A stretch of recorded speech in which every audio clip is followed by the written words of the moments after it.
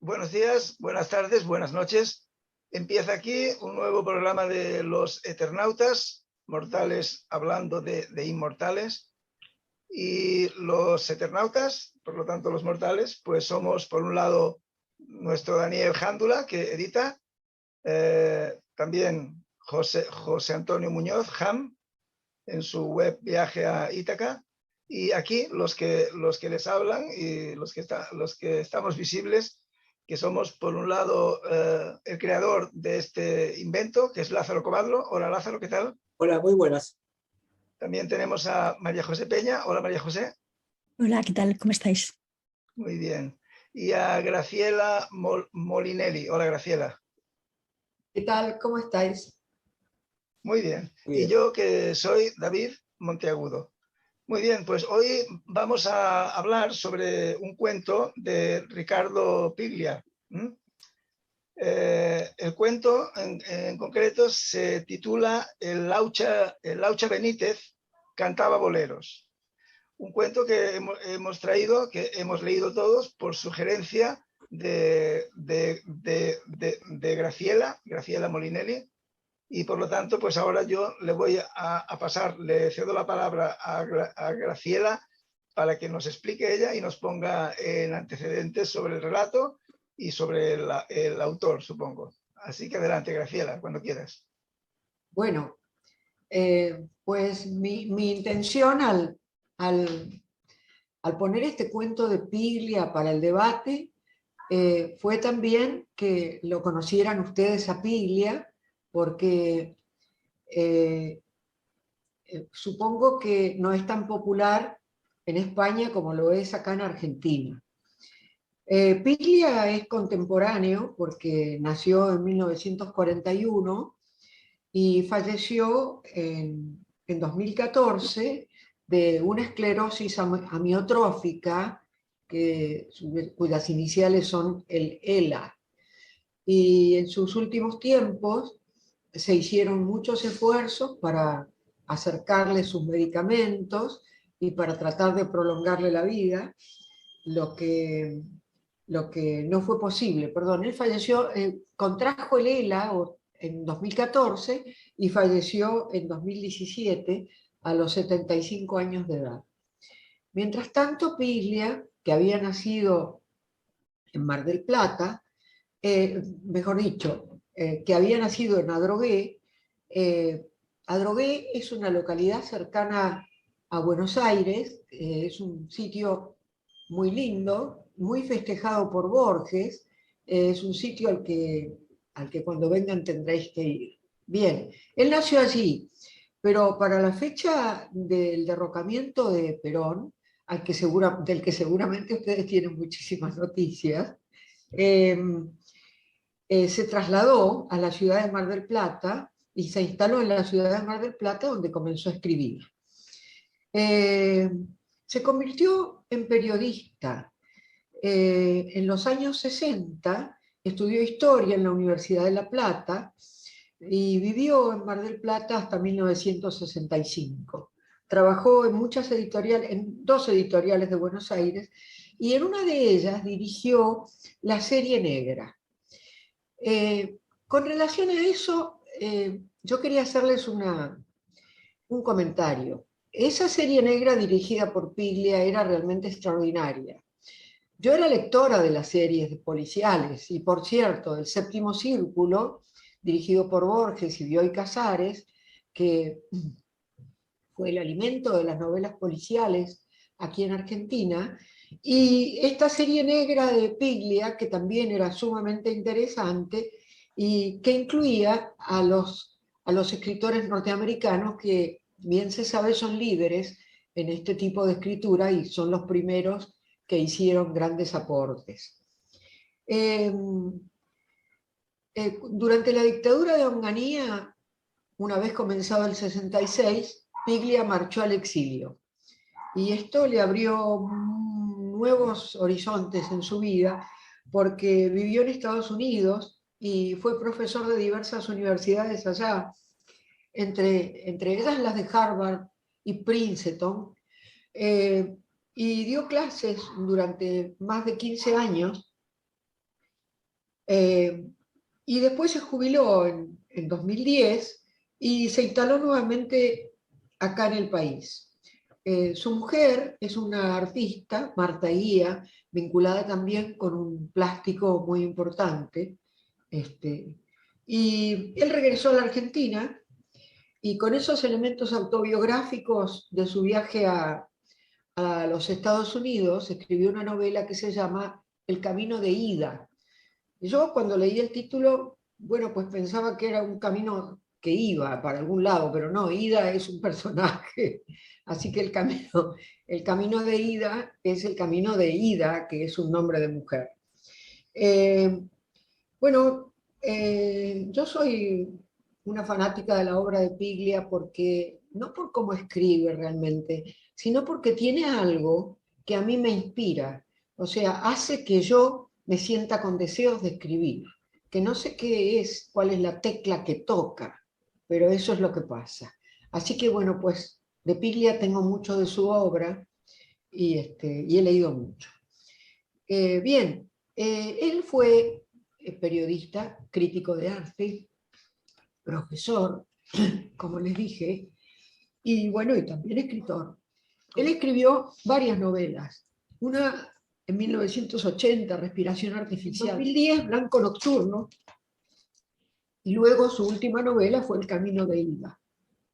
También escribió muchos cuentos. En 2021 fueron publicados los cuentos completos.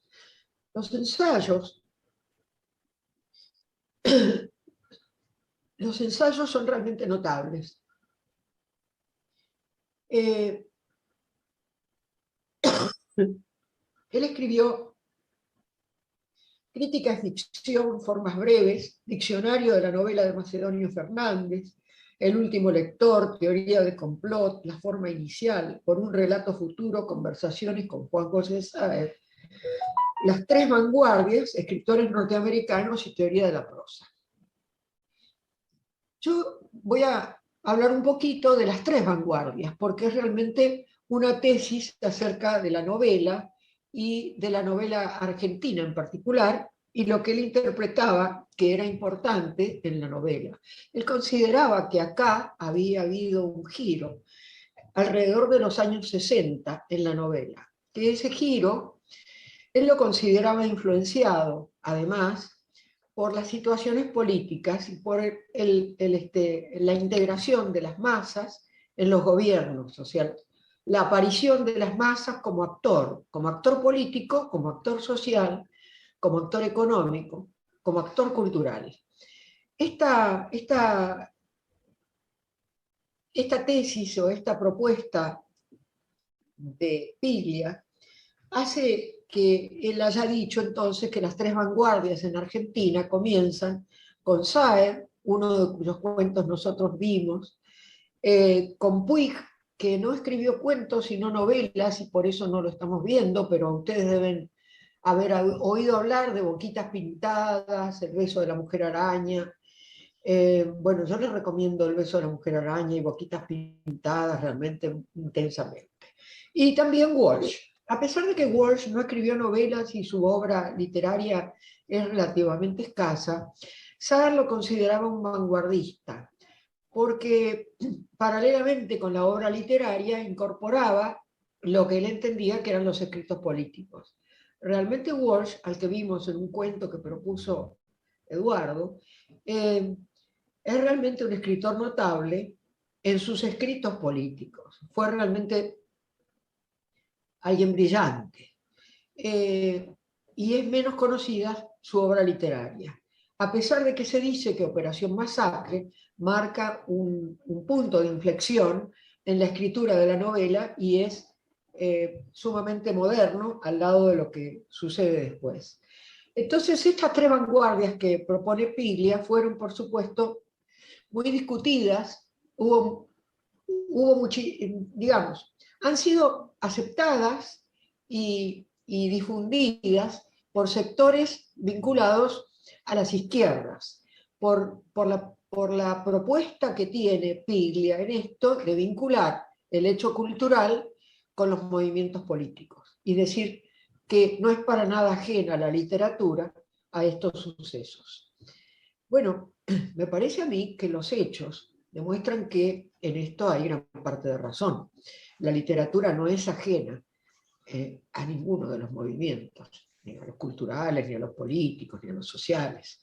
De hecho, hace muy poco he vuelto a leer cuentos franceses, porque no sabía bien si proponerles un cuento argentino o irme a Bola de Cebo, por ejemplo, que tantas ganas nos pueden dar de leerla de nuevo.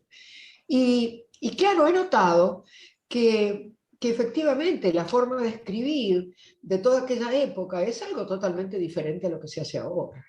Es una cosa muy, muy diferente a lo que se hace ahora. Si bien es cierto que en algunos cuentos que nosotros hemos leído, como los de Chekhov, eso no se nota porque entran ya en la característica de universal. Entonces, ya esas diferencias que pudieran haber se borran. Pero eso no pasa con todo. Bueno, entonces, estas son las noticias de Piglia, y su vida acá en la Argentina fue una vida de mucha comunicación con todo el medio cultural. Fue un hombre muy querido y muy admirado. Su fallecimiento provocó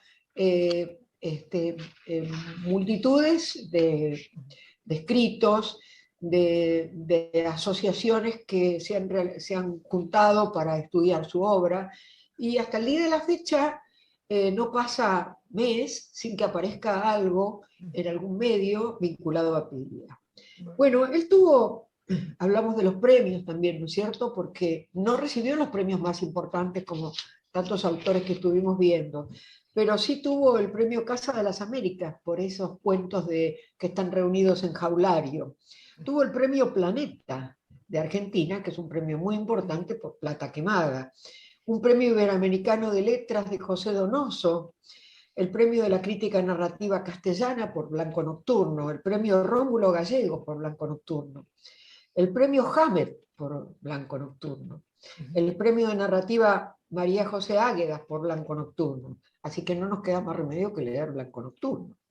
El Gran Premio de Honor de la Sociedad Argentina de Escritores, de Argentina, el Premio Iberoamericano de Narrativa de Manuel Rojas, y después el Premio Conex de Novela, de Oro, de Platino, el Brillante de Letras y el Premio Fomentor de las Letras. Bueno, no estaba escaso de premios, pero bueno, no tuvo el Cervantes, ¿no es cierto? Que acá es la gloria, acá es la gloria. Y hemos visto varios cuentistas con el Cervantes, pero estuvo acompañado en su vida por un reconocimiento grande de toda su obra. Y fue un hombre que en su vida, además, tenía las ideas claras, diría, ¿no? Tenía las ideas claras en un sentido en que la tienen muchos que ejercen la literatura. O sea, con la duda esta de no saber ni de dónde venimos, ni a dónde vamos, ni en qué terminará todo, ¿no? Pero que él lo hacía muy bien. Este cuento que yo les he propuesto es un cuento melancólico, como ustedes habrán visto. El Laura Benítez cantaba boleros. A mí me gustan más los americanos porque tienen más cuentos que terminan bien. Los argentinos son muy melancólicos y tienen una escritura generalmente triste, ¿no? Entonces, bueno, a pesar de eso yo los leo. Pero a mí me gustan mucho más los finales felices. Bien, y acá no tenemos un final feliz. Acá el pobre Laucha Benítez, ¿no? Termina asesinado, muerto, por el hombre a quien tanto ama y admira, que es el Kowalski. Bueno, el vikingo. Así es, el vikingo. Bueno, este cuento tiene cosas que evidentemente Eduardo puede apreciar, ¿no? Que son cosas tan argentinas.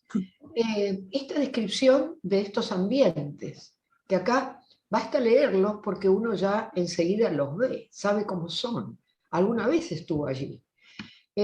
Los climas de Piglia son como típicamente nuestros, ¿no? Y después la descripción de Kowalski, ¿no? Ahí ya eso es como más norteamericano. Yo ahí veo la influencia, que en ese momento no tenía una influencia norteamericana, porque cuando escribe este cuento yo creo que todavía era muy, digamos, se había ido ya. Saben que he perdido el papel donde anoté cuándo lo escribió. En el 75. Bien, bueno, pues entonces ya había estado en Estados Unidos. Entonces, Kowalski a mí me hace acordar a un personaje de Philip Roth. Ustedes recuerdan, en Pastoral Americana, ¿no? Hay ese personaje. Bien, y hay algunas cosas que me hacen acordar a ese personaje. Y creo que la escritura de Piglia, a pesar de que acá se dice que estaba influido por Sayre, por Puig y por Walsh, yo creo que está influido por la escritura norteamericana, por los autores norteamericanos. Tiene una fuerte impronta. Bueno, yo les voy a dejar la palabra sin perjuicio que luego voy a hacer algún otro aporte más. Muy bien, pues gracias, Graciela. Creo que todos tenemos cosas que comentar y ahora vamos a pasarle la palabra a Lázaro Coballo, y que nos diga, a ver, qué conclusiones ha sacado él.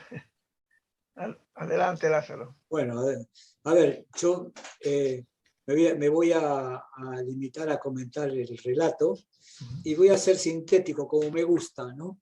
Decir, por la economía del comentario, ¿no? Bueno, para empezar, el titular. El cuento este me pareció extraordinario, ¿no?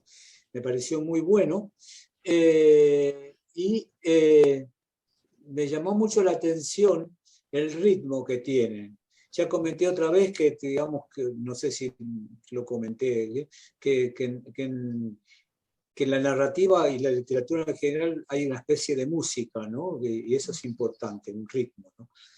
Bueno, además está muy bien escrito y hay una gran economía de adjetivos, y los adjetivos que presenta son perfectos, son exactos, ¿no? Así que, bueno, y después de esto,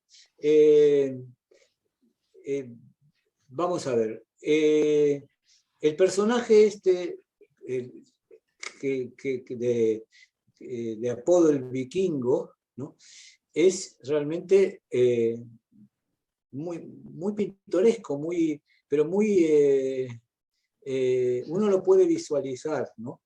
Es decir, un boxeador elegante, que tiene buen juego de cintura, y no sé si lo decía ahí, no me acuerdo, y buen juego de piernas. Sí, lo dice. Lo dice. Aclaro que yo en mi tempranísima juventud practiqué boxeo, igual 2 semanas. Bueno. Sí, sabía. ¿Cómo? Sabía. ¿Sabías? Sí. Sí. Bueno, no, un poco más de 2 semanas, pero bueno. En fin. Entonces, realmente este es uno de los relatos que uno visualiza lo que está contando, que te permite visualizar. Tú visualizas al vikingo, Entonces el vikingo era elegante en sus movimientos, tenía buen juego de piernas, buen juego de cintura, que es importante para esquivar los golpes, pero no sabía pegar, o pegaba muy liviano, ¿no? Entonces, este hombre era un pobre hombre, ¿no? Como el otro personaje también. Se trata de reflejar pobres hombres. Así que, claro, no tenía... y su orgullo era que había sido sparring de Archie Moore, gran boxeador norteamericano de los años 50, ¿no? Entonces, claro, este hombre se encuentra con que no le salen peleas y finalmente le sale otra cosa diferente, que es esas luchas libres, que es puro camelo, que no se hacen daño, que se llama cachacascán, pero creo que en España no bueno, hay. Aquí lo llamamos, como dicen en los Estados Unidos, el pressing catch. Pressing catch. Pero yo nunca he visto en la televisión española una cosa de esta. No, pero bueno. Bueno, porque... en Argentina era un espectáculo, yo creo que los domingos, que a los niños les gustaba mucho, a los chicos en general. Sí. En el cuento, Piglia dice catch, aunque no dice pressing catch, pero en cambio menciona que se apuntó, bueno, que lo contrataron en el catch. O sea, catch que acaba en TCH. Sí. Bueno, es completo la denominación es Cachacascán. Pero bueno, ese es un detalle menor. Entonces, uno visualiza esta cosa cuando va por los pueblos del interior y a llevar ese espectáculo. Y el pobre hombre, aislado, introvertido, se la pasa echado en la cama de esos hoteluchos del interior. Por cierto, hay una película uruguaya que la vi hace 3 o 4 años, en Vilafranca, por cierto, en el cine ese que hay en Vilafranca, y no me acuerdo su título, pero que va también algo así de un boxeador que es llevado por distintos lugares así del interior, en este caso de Uruguay, ¿no? de las localidades de Uruguay. Y me hizo acordar un poco eso. Bueno, de todos modos la película es bastante posterior a la escritura de este cuento. En fin. Bueno, lo que tiene otra cosa muy importante en la narrativa es que te hace visualizar lo que está pasando. Yo lo visualizo al vikingo peleando elegantemente, pero sin hacer daño. Lo visualizo echado en esa cama, visualizo esos peluchos de pueblo, de provincia, que yo he conocido algunos, ¿no? Como quizá vosotros también, donde pasas una noche, pero pasada una temporada. Y bueno, y realmente uno dice pobre, es patético, ¿no? Así que bueno, cansado, como habéis leído, él vuelve a La Plata, ¿no? Y vuelve al Club Atenas, donde empezó a hacer guantes, ¿no? Y ahí es donde aparece el Laucha Benítez o Domínguez. Laucha Benítez. Aparece el Laucha Benítez, ¿no? Y también uno se lo imagina, ¿no? Y además se pregunta, ¿pero qué está haciendo ahí?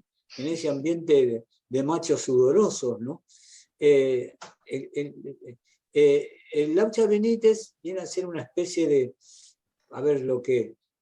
dejando de lado la corrección política, una especie de mariquita, como se le dice, ¿no? Es un pobre chico también que inspira un poquito de pena, ¿no? Así. Y también uno lo visualiza, sigo con la visualización porque eso es lo que me encanta, eso y el ritmo y la concisión con que está escrito, me parece todo perfecto.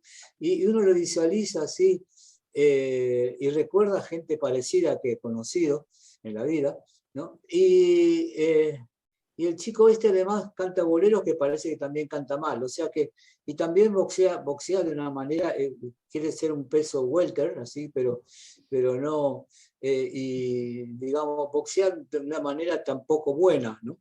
Así que, pobrecito está ahí, pero que evidentemente se enamora del vikingo, ¿no? El cual al principio no le hace mucho caso. Hasta que el vikingo tiene una especie de manía, que es mostrar el recorte del gráfico, que no sé si todavía existe, porque ya es tanto que no estoy en Argentina, que es una revista de deportes, de espectáculos deportivos, muy famosa y de mucho tiempo de la Argentina. ¿Existe todavía, Graciela? El gráfico, tú sabes que no sé.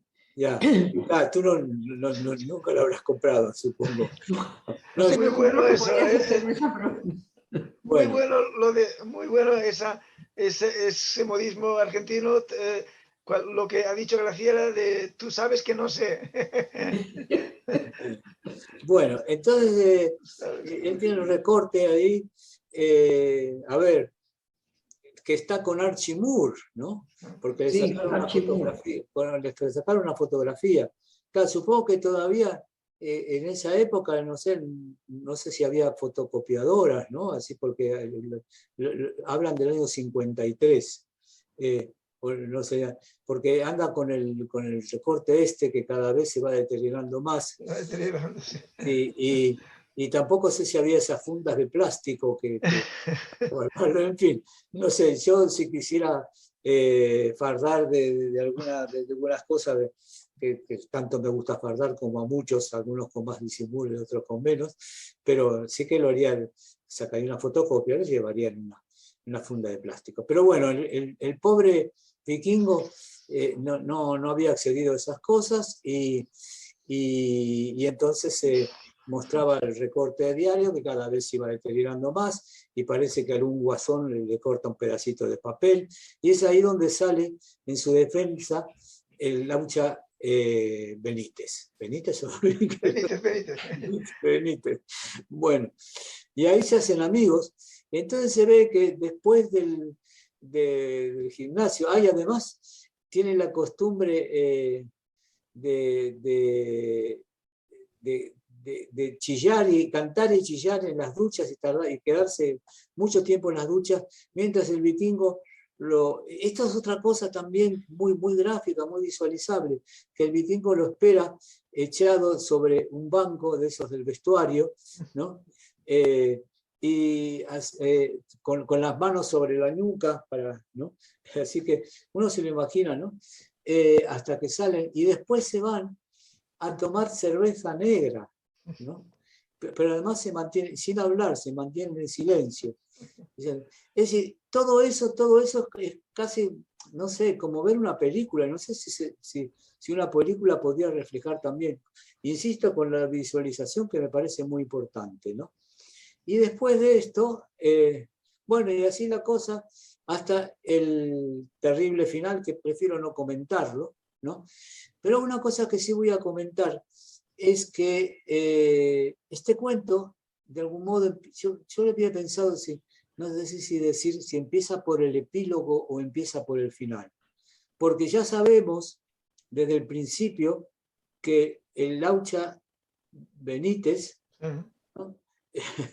El Laucha Benítez ha muerto, ¿no? Sí. Y sabemos desde el principio que parece ser por accidente o por alguna cosa, porque todos estos del coco no estaban muy bien, ¿no?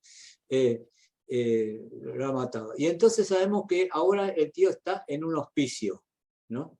Y yo imagino, el narrador cuenta todo esto, pero no sabemos quién es el narrador. Es un tipo que va a visitarlo al hospicio, ¿no?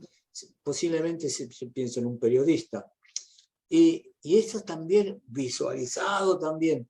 Y salen a caminar, me imagino, por una especie de parquecito. El hospicio, me imagino que será un manicomio, ¿no? Un asilo, quizás. Un asilo, sí, ahí no aclara, ¿no? Y le ofrece un cigarrillo y fuman un cigarrillo y ahí es cuando empieza a desarrollarse, a desplegarse toda la trama. Bueno, el cuento me parece, la arquitectura de este cuento me parece buenísima. Tiene una estructura muy buena, es un cuento muy bien narrado, el lenguaje es muy bueno, y yo no leí mucho de Piglia, pero es lo mejor que leo de él, porque a mí La ciudad ausente no me terminó de gustar, lo siento, Graciela, y Plata quemada, que es otro cuento, le he visto algunos defectillos, ¿no? Pero bueno, sí, pero este cuento rebasa por completo. Y ahora quiero leer otros cuentos de Piglia, así que los voy a ir a buscar porque este me pareció buenísimo. Y ahí está. Muy bien. No he sido tan sintético como quería hacerlo, pero bueno. Sí, curioso. Muy bien, pues gracias, Lázaro. Pues nada, ahora a ver qué nos cuenta María José, cuando quieras. Pues vamos a ver qué os digo yo. La verdad es que el cuento tiene todos los ingredientes para que no me gustara. Se trata de dos púgiles, de boxeo, mucha violencia, mucha sangre. Para que me gustara o no me gustara. Para que no me gustara. No le gustara. Ya. Para que no me gustara. Tenía todos los ingredientes, todos. No le faltaba uno. Un entorno de boxeo. Mucha violencia, porque claro, el boxeo es violencia. Mucho golpe, mucha sangre. Dos seres, bueno, no es que tenga una personalidad atractiva precisamente, ninguno de ellos. Y luego un amor homosexual que, bueno, que en fin, es tan natural como cualquier otro, pero que no me despierta demasiado interés conocerlo. Así que tenía todas las papeletas para que no me gustara. Y curiosamente me ha encantado. Me ha encantado. Realmente una no sabe nunca qué es lo que va a despertar su filia o su fobia en cualquier aspecto que se someta a su consideración. En este caso, un cuento. Me ha fascinado, me ha encantado, me ha parecido de una gran poética, un análisis maravilloso, y eso que Piglia se salta algunas cosas. Primero no identifica quién es el narrador, que se va remontando en el tiempo en sucesivas etapas. Hay siempre un caminar hacia atrás, y luego otro, y después vuelve hacia adelante. Ese salto en los tiempos, en el año 51, el año 53, 5 años después, luego vuelve. Me ha gustado porque te permite hacer un recorrido muy claro por la historia, a pesar de que la historia desde la primera línea no se aclara. Dice, no creo que llegue a saber nunca qué ocurrió, porque realmente importa lo que ocurrió. Yo creo que lo que importa es la narración. Esa narración es preciosa, está muy bien hecha, hay una descripción de los personajes maravillosa y luego una profundización en los sentimientos que no sé cómo lo consigue, porque me he detenido en las frases una y otra vez para sacar el meollo por el que nos conduce a esa emoción interna y no sé cuál es, no he logrado encontrarlo, pero sé que me ha tocado hondo. Sé que ha sabido construir una historia llena de emoción y de poesía y de delicadeza y bueno, maravillosa, me ha parecido verdaderamente maravillosa.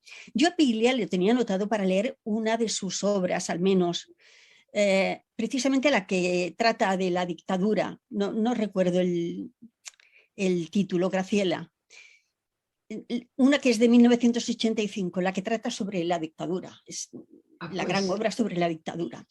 Pero bueno, como tantos otros, los tengo anotados y a ver si llegamos alguna vez. O sea que no había leído nada. El cuento ha sido mi primera aproximación a Piglia.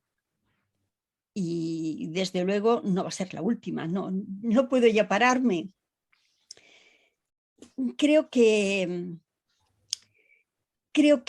los personajes están muy bien tratados, muy delicadamente tratados, muy minuciosamente tratados, con una cierta distancia, les trata con distancia, pero al mismo tiempo con una cierta compasión, con un cierto cariño. Y habla de dos seres marginales, dos seres desolados, dos seres que van de fracaso en fracaso, que sin embargo acaban aproximándose casi sin palabras, en una necesidad que ambos les domina por compartir sus silencios, porque no es otra cosa lo que comparten, casi con alguien tan fracasado como ellos. La ternura de el Laucha Benítez defendiendo aquel mastodonte enorme que es el Vikingo, defendiéndolo del acoso de los que están allí en el club, no sé, me parece enternecedor. Me parece realmente de una delicadeza extraordinaria. No sé cómo Piglia pudo adentrarse tanto en sentimientos que seguramente le eran ajenos, porque a veces uno puede escribir de lo que conoce o de lo que cree conocer, pero de lo que desconoce es más difícil. Y sin embargo, él ha penetrado con una sutileza y una suavidad, en fin, creo que arrastra a cualquiera. Es un cuento precioso. Y no sé qué más os quería decir, aparte de mi gran sorpresa, eso es lo que más me ha llegado al alma. Luego, analizándolo con ya más frialdad, más objetivamente, es verdad, hay otras cosas que también me han gustado mucho. Su sentido del ritmo me ha gustado mucho, es que no para en ningún momento, hace unos saltos preciosos que te van dando la mano hacia el paso siguiente. Es muy... Te coge de la mano y te arrastra como en un paseo, es casi un paseo del que no puedes parar, del que no puedes desprenderte. Luego el empleo de las palabras, siempre muy contenidas, pero sin embargo con una gran fuerza poética. Todas tienen las frases están construidas con una gran fuerza poética, sin excesos, sin barroquismo, pero profundamente líricas.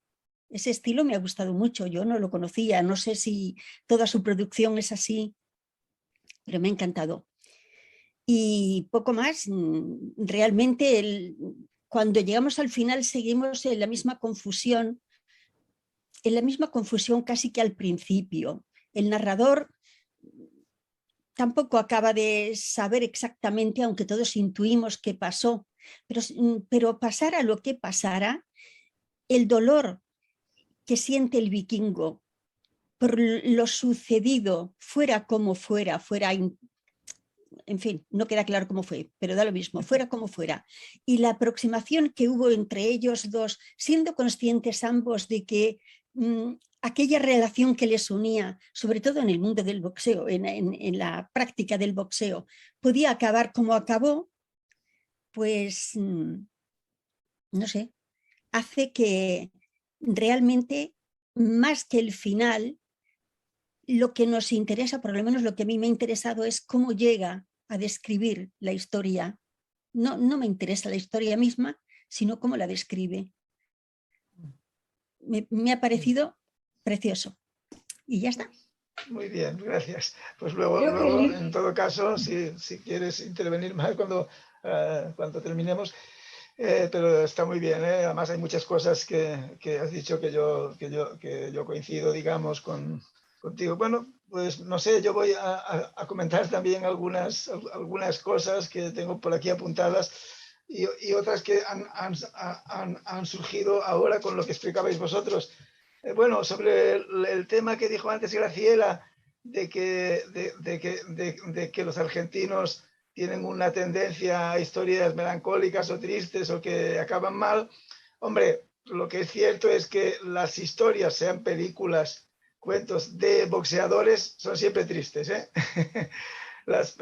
Todas las películas americanas, que son las que mayoritariamente nos llegan, que van de boxeadores, todas son tristes, todas son historias que acaban mal, acaban más o menos mal, pero acaban mal. Entonces, en ese sentido, esta también es una historia triste, porque es una historia de boxeadores, pero encima de boxeadores humildes que ni siquiera llegan a tener ese momento de relumbrón y ese momento de ganar mucho dinero y tal, sino que siempre está en una especie de miseria, ¿no?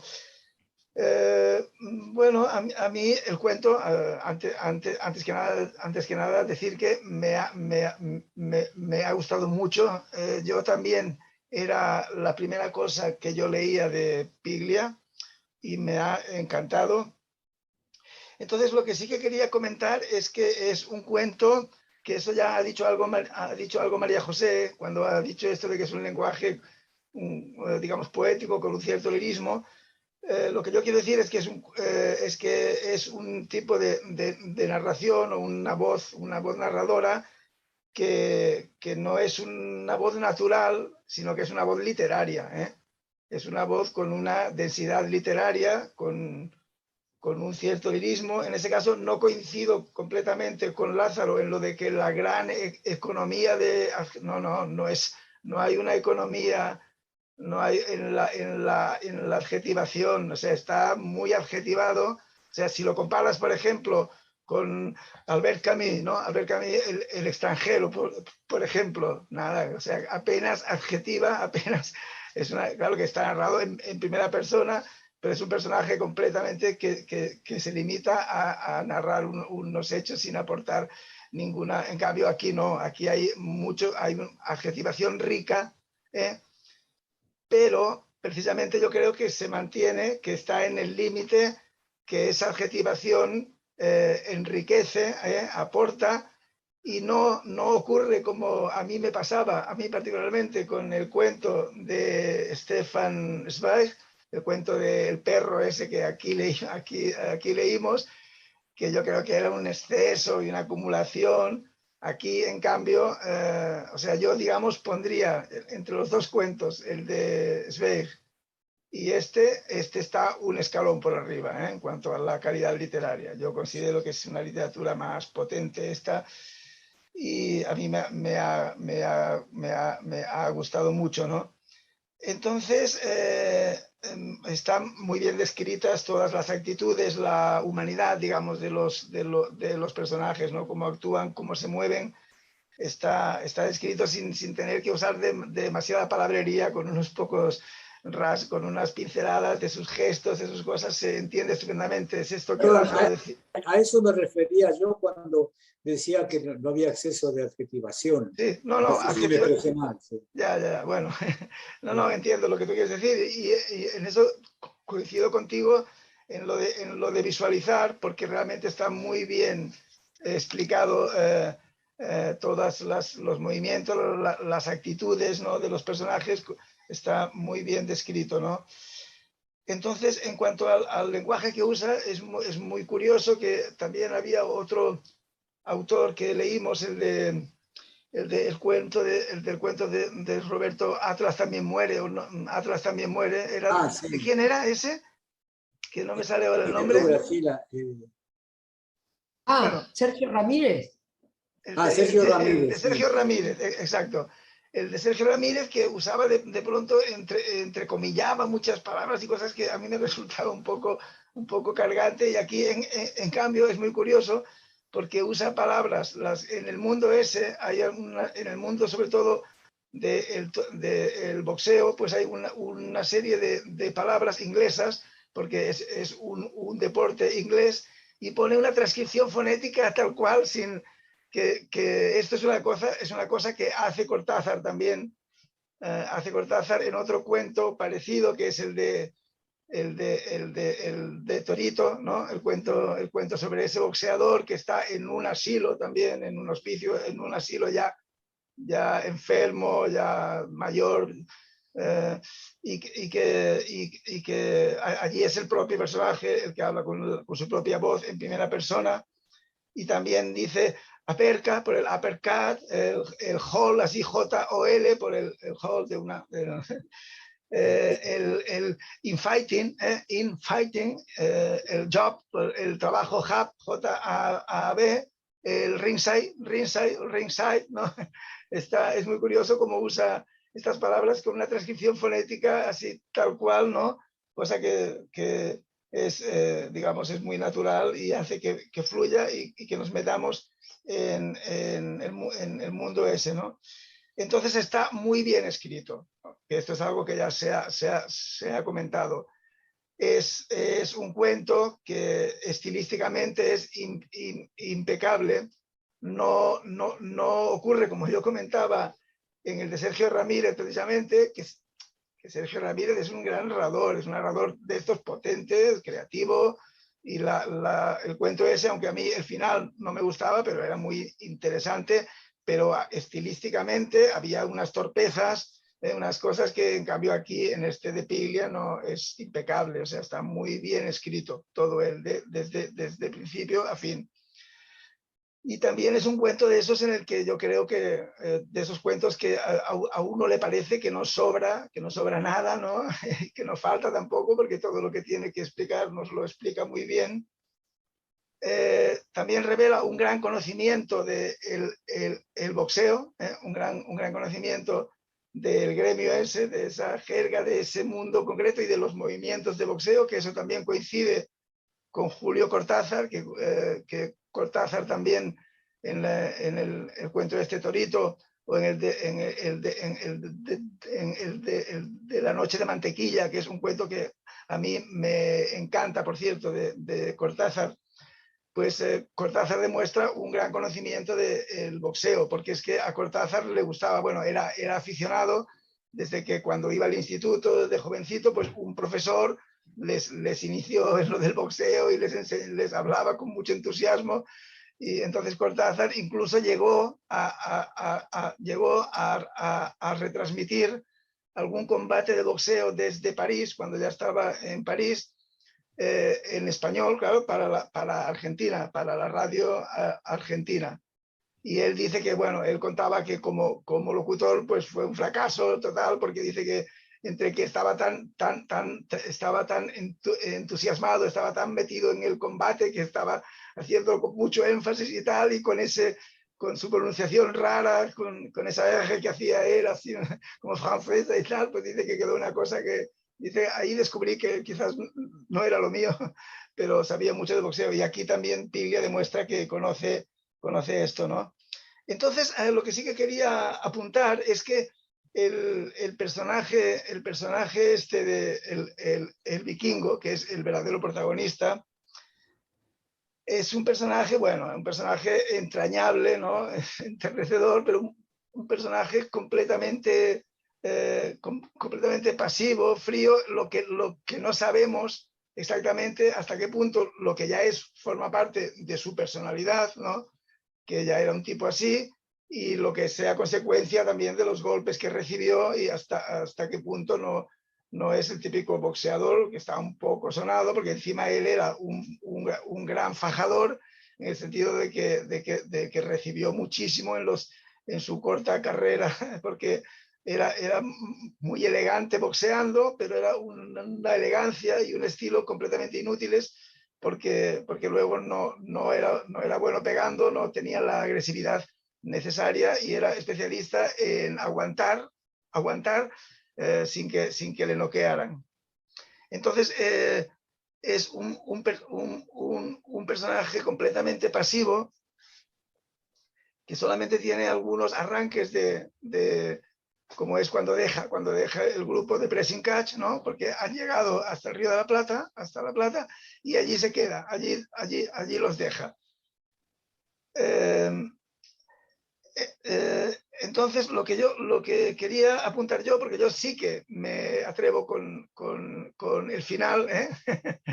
yo sí que me atrevo, lo que yo, al menos como lo he interpretado yo, es que el vikingo este, cuando llega al gimnasio ese, a Atenas, que fue en el que empezó su carrera él, que es un sitio, ya está también muy bien descrito, ¿no? Es un galpón ahí que está al fondo de una calle desierta y tal, está muy bien descrito con unas pocas palabras. Cuando llega ahí, el Laucha Benítez se enamora rápidamente de él, o sea, es un flechazo a primera vista, ¿no? Pero yo no creo que haya nada, que no haya ninguna correspondencia por parte del vikingo este, ¿no?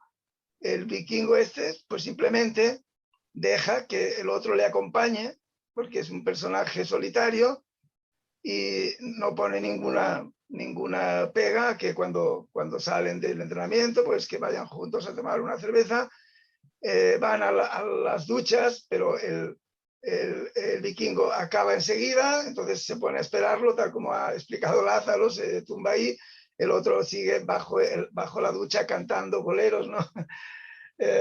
pero yo tengo la impresión de que lo que nos quiere decir es que el vikingo este ni se le pasaba por la cabeza ninguna cosa de relación homosexual, sino que se encontró con un amigo al que no buscó, que simplemente le acompañaba, y como era discreto y no le daba la lata y no hablaba y no le, pues él, mira, le dejaba que ese personaje le fuera acompañando, ¿no?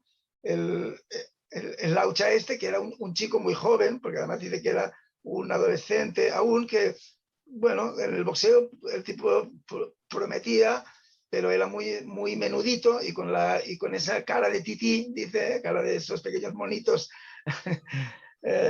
deja que le acompañe él, pero sin ir más allá. Incluso a veces, como él es pobre, el vikingo es pobre de solemnidad, entonces se queda en el gimnasio a dormir, y el otro se queda con él y le hacen compañía, o duerme con la cabeza sobre el pecho del otro, pero el vikingo, yo tengo la impresión, es mi interpretación, que ni es homosexual, ni tiene ningún pensamiento de ese tipo, porque es un personaje muy limitado, muy limitadito y muy simple y muy pasivo, ¿no?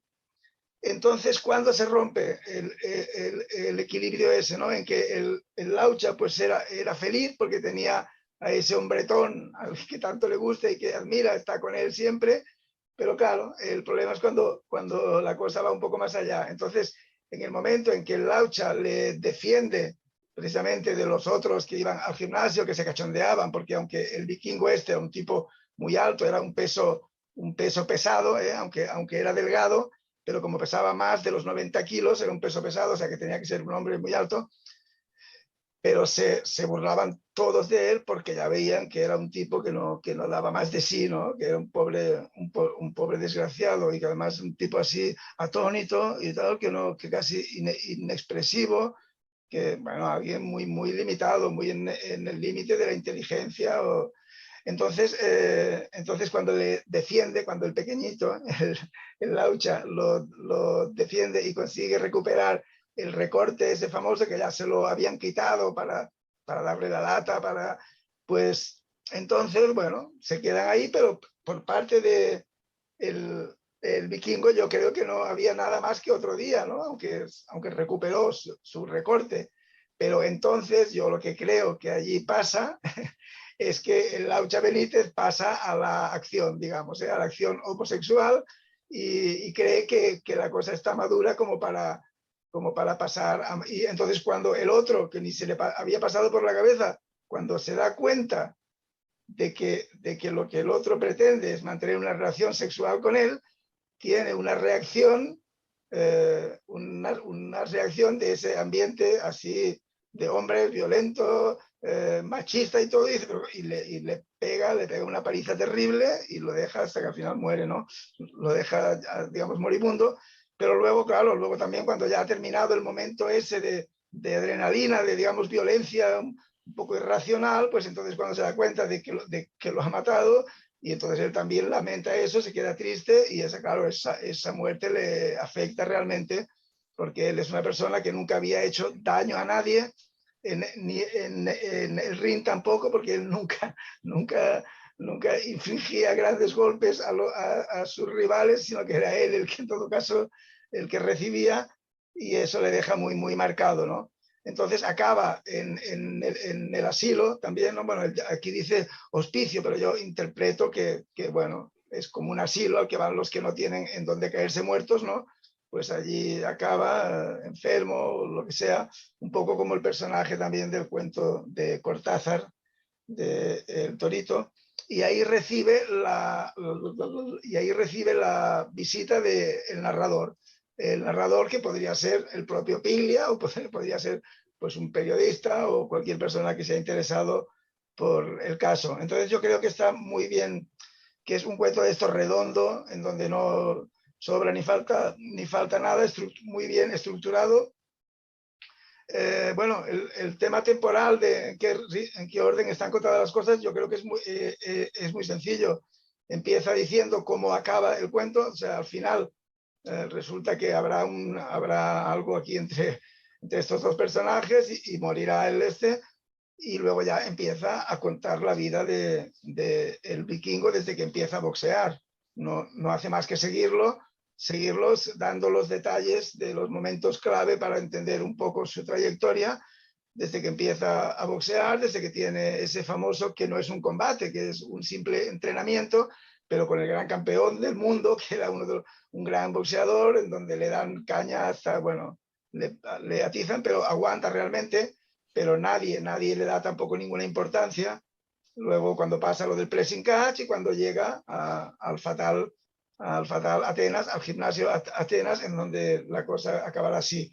O sea, está contado, aparte de ese anticipar al principio, luego sigue un orden cronológico con las, bueno, eso sí, con las elipsis y con las omisiones que cree necesarias, ¿no?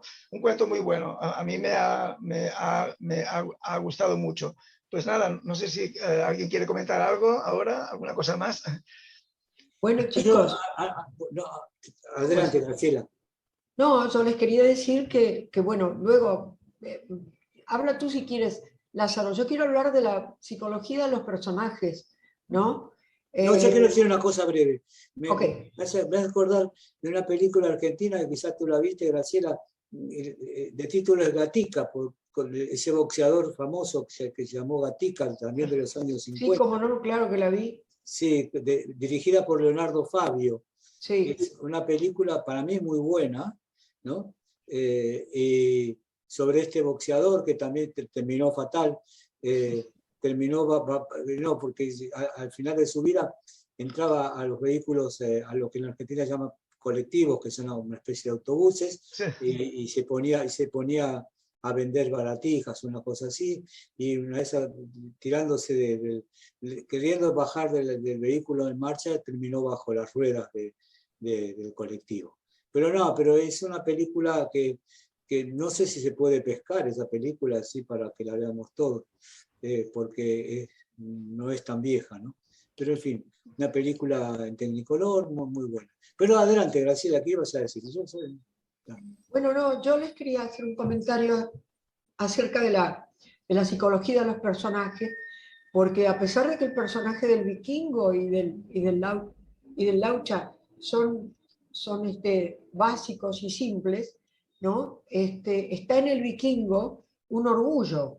Él tiene una obsesión, una obstinación, un empecinamiento que muestra en la pelea con Moore, sí. Que lo muestra como un hombre con un rasgo distintivo, sí. De esa personalidad básica que tiene. Sí, entonces tiene luego, sí. Tiene una gran fuerza de voluntad para...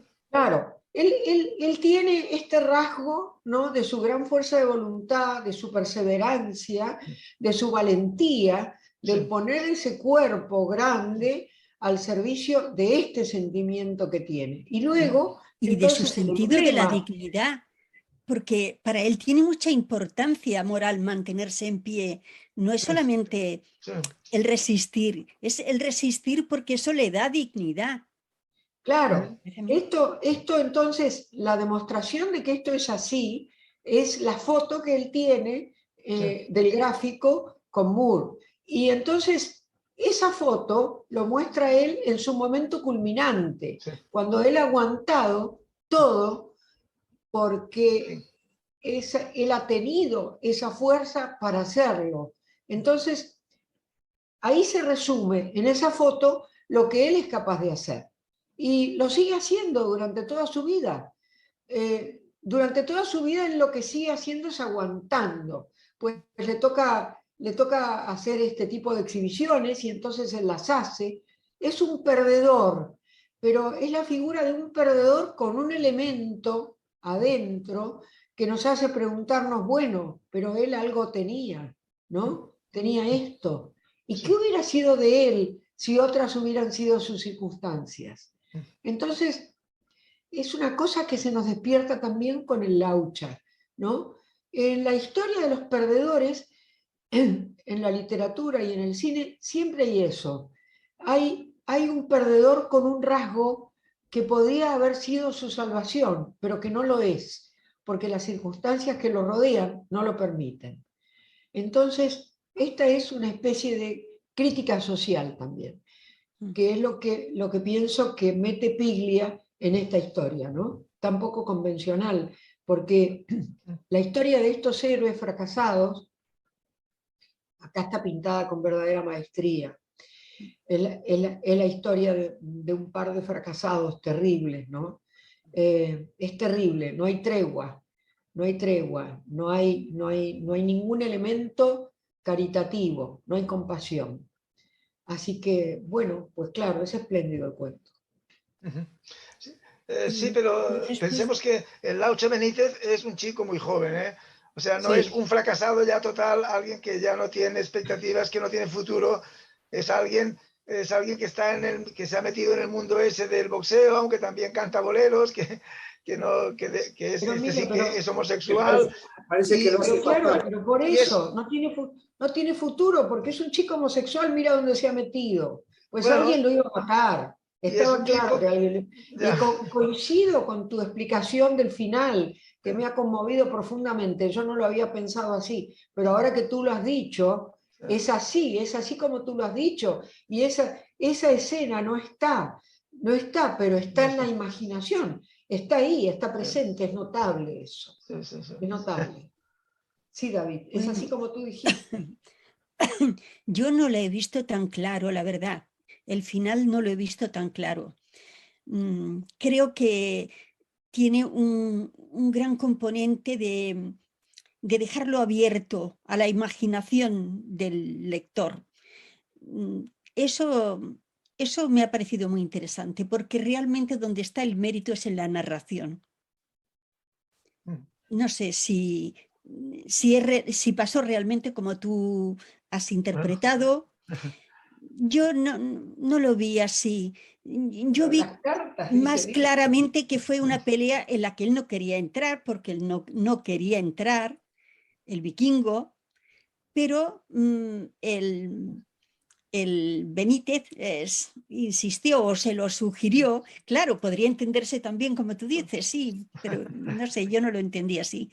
Y se le fue de las manos porque, claro, el Benítez era un personaje mucho más débil, mucho más pequeño, mucho más insignificante físicamente que el otro.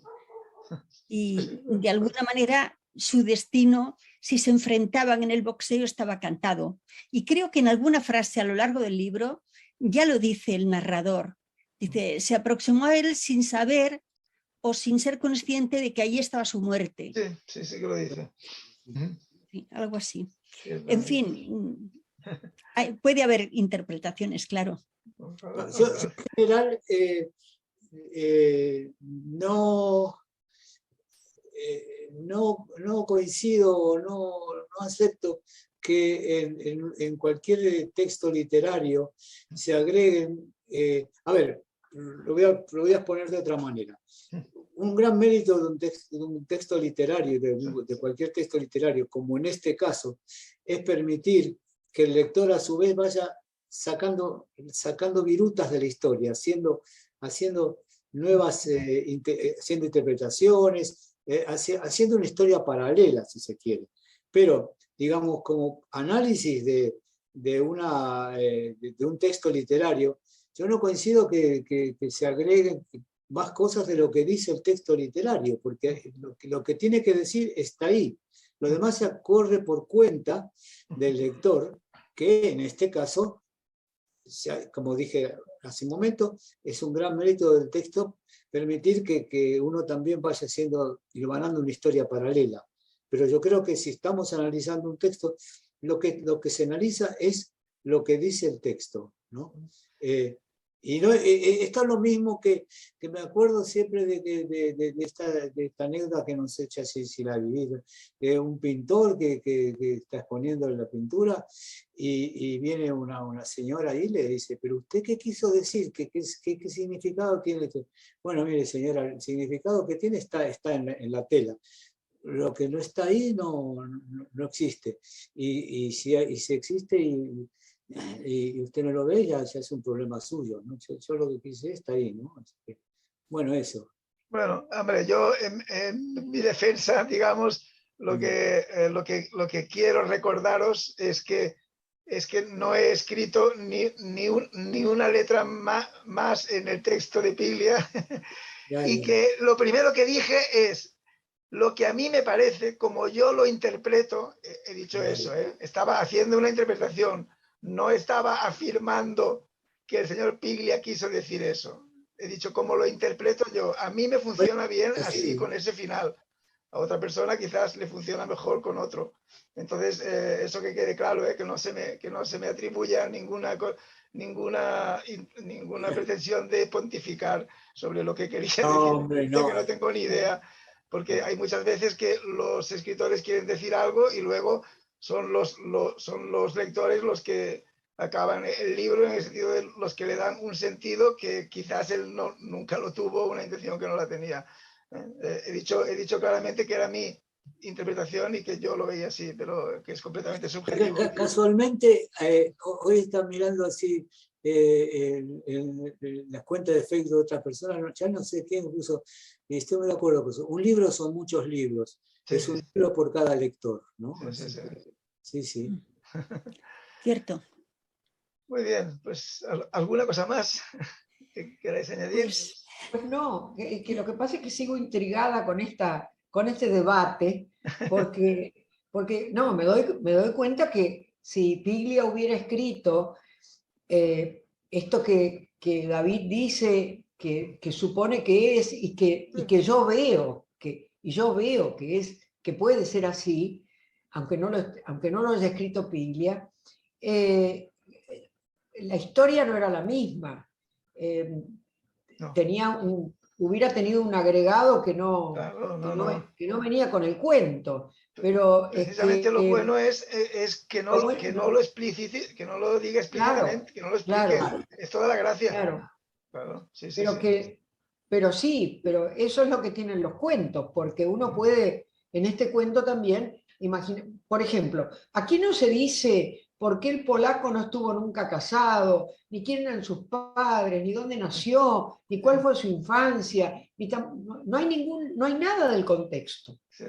Entonces, bueno, está limitado a este episodio de su encuentro con Moore y lo que sucede luego, a ese club y a esas circunstancias de la vida, nada más. Pero bueno, uno todo lo demás se lo puede imaginar o lo puede construir alrededor. O claro, pues ahora también podríamos imaginarnos cuál puede haber sido la infancia de Kowalski, ¿no? O por qué estaba ahí, así, qué es lo que había sucedido con él antes. Pues claro, sí, eso es interesante porque yo he pensado muchas veces en esto, que en la mayor parte, no solo de los relatos, sino incluso de la novela, que aparece un personaje y se va desarrollando